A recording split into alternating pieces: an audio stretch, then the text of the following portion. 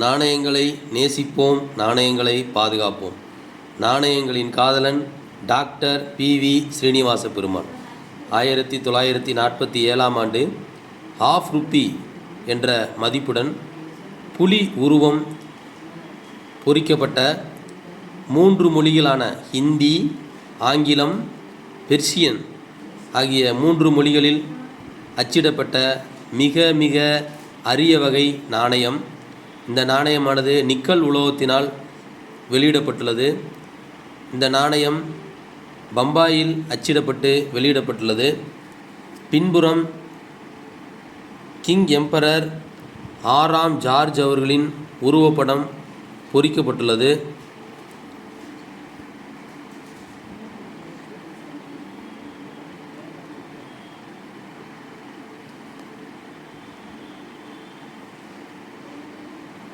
இந்த ½ Ruby நாணயமானது 5.87 gram எடையுடனும் 24 முதல் 24.40 millimetre diameter அளவுடனும் உள்ளது.